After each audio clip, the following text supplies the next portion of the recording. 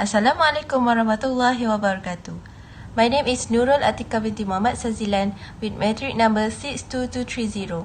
I am a final year student major in International Economics from Faculty of Economics and Business. The purpose of this video is I'm going to share my personal experience facing the COVID-19 pandemic period. In Malaysia, we started the lockdown since 18 March 2020 as our first lockdown for 2 weeks. It is called Movement Control Order (MCO), which is preventive measure by federal government.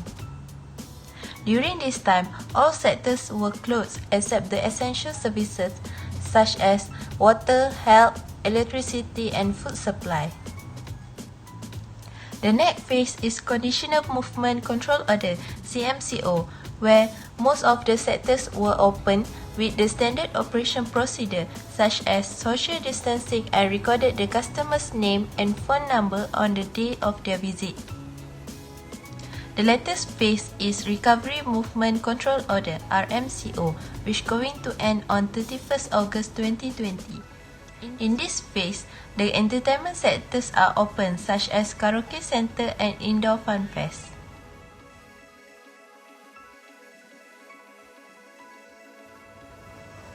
During the MCO phase, I was back at home in Peninsular Malaysia because at that time was midterm break for 1 week. At that time, I feel so much different because the original routine in our life totally changed. We cannot go out without reason unless to buy the necessity things at home.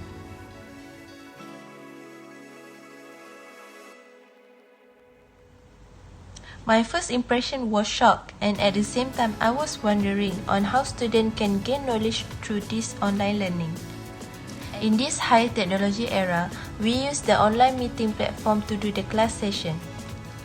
Even though nowadays we can connect to internet wherever we are as long as the connection at the place is stable, but I do prefer the face-to-face learning because for me it works well. I can easily understand what I have learned in the real class compared to the virtual class.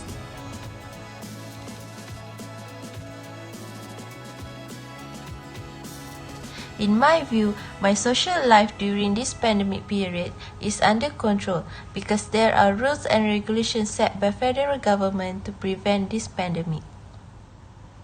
For me, I agreed on using the mask and hand sanitizer regularly to keep the hygiene before going out. By practicing this method, my paranoia to go out in a group of people is lesser. In my social life after this pandemic period is over, I'm going to keep this way with me because whenever I go, I do not know the cleanliness at that place. In the context of the attribution theory, this situation is controllable because we believe in ourselves that we can do if we wish to. Not just that, one of the factors is relatable with this situation where if we are believe in keeping our self-hygiene during the pandemic period, the result will be likely the same if we do the same behavior after the pandemic period. We can survive in this fight against COVID-19 by keep your self-hygiene and keep practicing social distancing in public.